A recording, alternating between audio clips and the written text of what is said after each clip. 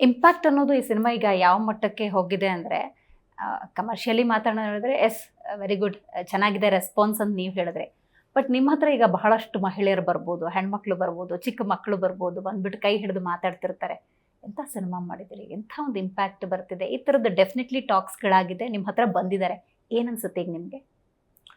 ಅಲ್ಲ, ಅದೇ ಒಬ್ಬ ಕಲಾವಿದನಿಗೆ, ಒಬ್ಬ ಫಿಲ್ಮ್ ಮೇಕರ್ಗೆ ತೃಪ್ತಿ ಆಗುವಂಥದ್ದು. ಬರೀ ಕೈ ಹಿಡಿದು ಮಾತಾಡ್ಸೋದಲ್ಲ. ನನಗಿಂತ ಚಿಕ್ಕ ವಯಸ್ಸಿನಲ್ಲಿ ಇರೋರೆಲ್ಲ ನನ್ನ ಅಣ್ಣ ಅಂತ ಭಾವಿಸಿ ನನ್ನ ಕಾಲಿಗೆ ನಮಸ್ಕಾರ ಮಾಡೋದಿದೆ. ದೊಡ್ಡವರು ಅವ್ರ ಸ್ವಂತ ಮಗನ ಹತ್ರ ಎಲ್ಲರೂ ಅಜ್ಜ ಅಜ್ಜಿಯಂದರು ಹಿರಿಯರೆಲ್ಲ ಕೈ ಇಟ್ಟು ತನ್ನ ತಲೆ ಮೇಲೆ ಆಶೀರ್ವಾದ ಮಾಡ್ತಾ ಇದ್ದಾರೆ. ಎಷ್ಟೊಂದು ಜನ ಬಂದು ತಪ್ಕೊಳ್ತಾ ಇದ್ದಾರೆ. ಅಂದರೆ ಅಷ್ಟು ನಮ್ಮವನು ಅಂತ ಅನ್ಸಕ್ಕೆ ಸ್ಟಾರ್ಟ್ ಆಗ್ಬಿಡುತ್ತಲ್ಲ.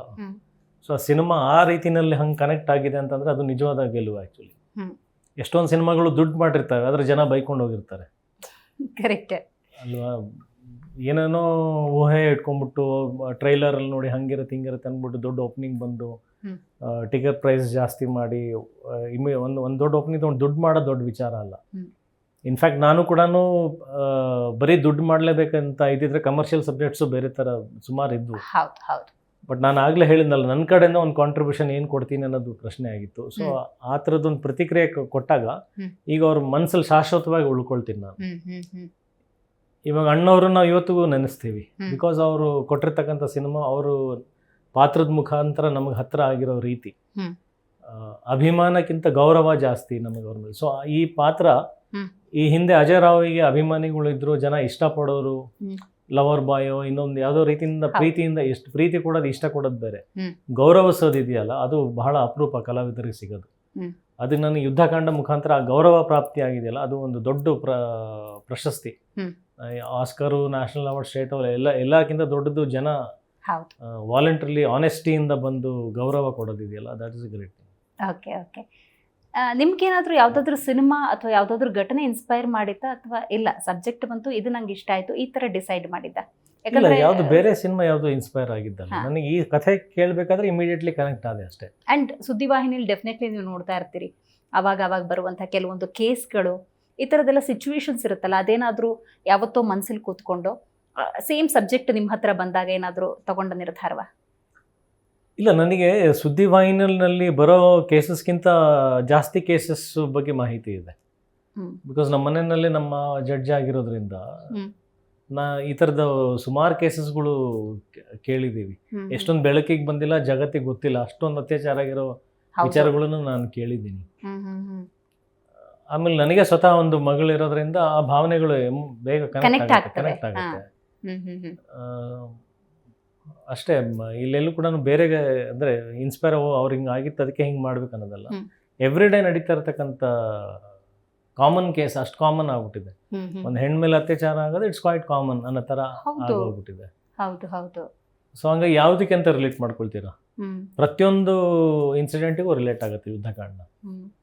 ನಟನೆ ಬಗ್ಗೆ ನಿಮ್ಮ ಬಗ್ಗೆ ಮಾತಾಡೋದೇ ಬೇಡ, ಅದು ಬಂದ್ಬಿಟ್ಟಿದೆ. ಬಟ್ ಈ ಸಿನಿಮಾದಲ್ಲಿ ಇರುವಂಥ ತಾರಾ ಬಳಗ, ಪ್ರಕಾಶ್ ಬೆಳವಾಡಿ ಅವರು ಇರ್ಬೋದು, ನಾಗಾಭರಣ ಅವರು ಇರ್ಬೋದು, ಅರ್ಚನಾ ಅವ್ರು ಇರ್ಬೋದು, ನೀವು ಒಂಥರ ಜೀವಿಸ್ಬಿಟ್ಟಿದ್ರಲ್ಲ, ಅದೊಂಥರ ಪರಕಾಯ ಪ್ರವೇಶ ಆಗಿಬಿಟ್ಟಿದೆಯಲ್ಲ. ಹೆಂಗಿರ್ತಿತ್ತು ಶೂಟಿಂಗ್ ಸೆಟ್ಟಲ್ಲೆಲ್ಲ? ಈಗ ಪ್ರತಿಯೊಂದು ಡೆಫಿನೆಟ್ಲಿ ಡಿಸ್ಕಷನ್ ಅಂತೂ ಇರುತ್ತೆ ಶೂಟಿಂಗ್ ಟೈಮಲ್ಲಿ. ಹೇಗಿತ್ತು ಅಲ್ಲೆಲ್ಲ ಅನುಭವಗಳು?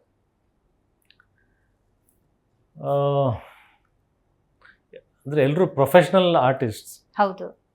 ಎಲ್ಲರೂ ತಮ್ಮ ಪಾತ್ರನ ತುಂಬ ಚೆನ್ನಾಗಿ ಅರ್ಥ ಮಾಡ್ಕೊಂಡಿದ್ರು. ಆಮೇಲೆ ಎಲ್ಲರೂ ನಾಲೆಜಬಲ್, ಎಲ್ಲರೂ ಎಜುಕೇಟೆಡ್ ಪೀಪಲ್. ಸೆಟ್ಟಲ್ಲಿ ಅಫ್ಕೋರ್ಸ್ ಕ್ಯಾಮ್ರಾ ಮುಂದೆ ತುಂಬ ಸೀರಿಯಸ್ ಅಟ್ಮಾಸ್ಫಿಯರ್ಸ್ ಇರ್ತಾ ಇತ್ತು ನಮ್ಮ ಮೂವಿನಲ್ಲಿ. ಅದು ಬಿಟ್ಟರೆ ಹೊರಗಡೆ ಊಟ ಮಾಡೋ ಟೈಮಲ್ಲಿ ಅಥವಾ ಹೊರಗಡೆ ಸಿಕ್ಕಾಗ ತುಂಬ ಲೀಲಾಜಾಲವಾಗಿ ಇರ್ತಾ ಇದ್ವಿ. ಅದು ಬಿಟ್ಟರೆ ಮೇಕಪ್ ಹಾಕಿದಾಗ, ಕ್ಯಾಮ್ರಾ ಮುಂದೆ ನಿಂತ್ಕೊಂಡಾಗ ಅಟ್ಮಾಸ್ಫಿಯರ್ ಯಾವಾಗಲೂ ಸೀರಿಯಸ್ ಆಗಿರೋದು. ಆ್ಯಂಡ್ ಎಸ್ಪೆಷಲಿ ನಾನು ಸ್ಕೂಲ್ ಹೆಡ್ ಮಾಸ್ಟರ್ ಥರನೇ ಇರ್ತಾ ಇದ್ದೆ ಅಲ್ಲಿ. ನಾನು ಬಂದರೆ ಎಲ್ಲರೂ ಇನ್ನೂ ಜಾಸ್ತಿ ಸೀರಿಯಸ್ ಆಗೋರು. ಆಟೋಮೆಟಿಕಲಿ ಎಕ್ಸ್ಪ್ರೆಷನ್ ಬಂದ್ಬಿಡ್ತಿತ್ತೇನೋ ಸೀರಿಯಸ್ ಆಗಿರುವಂಥದ್ದು. ಅಂದರೆ ಸುಮಾರು ಜನ ನೋಡಿದವ್ರು ನನ್ನ ತುಂಬ ಸಾಫ್ಟ್, ತುಂಬ ರಿಸರ್ವ್ಡ್ ಅಂತ ಆ ಥರ ಅನ್ಕೊಳ್ತಾರೆ. ಬಟ್ ವರ್ಕಿಗೆ ಬಂದಾಗ ನಾನೊಬ್ಬ ರಾಕ್ಷಸ. ಎಕ್ಸ್ಕ್ಯೂಸ್ ಮೀ, ನೀವು ಹಂಗೆ ಮಾಡಿ ಹಂಗೆ ಇಂಪ್ಯಾಕ್ಟ್ ಆಗ್ಬಿಟ್ಟಿದೆ. ಹೌದು. ಬಟ್ ಸೆಟ್ಟಿಗೆ ಅಂತ ಬಂದಾಗ ಎಲ್ಲರೂ ಅಂದರೆ ಬೇರೆ ಅವತಾರ ನೋಡಿ ಅವರಿಗೆ ಅನುಭವ ಇದೆ ನಂದು. ಸೊ ನನ್ನ ಸೆಟ್ಟಲ್ಲಿ ಆ್ಯಕ್ಚುಲಿ ಎಲ್ಲರೂ ನನ್ನ ಅಷ್ಟು ಇಷ್ಟಪಡಲ್ಲ. ಹಿಂದ್ಗಡೆ ಬೈಕೊಳ್ಳೋದು ಜಾಸ್ತಿ ನನ್ನ. ಬಟ್ ಆ ಇನ್ಫಾರ್ಮೇಷನ್ ಇದೆ ನಿಮಗೆ, ಗೊತ್ತಿದೆ ನನಗೆ.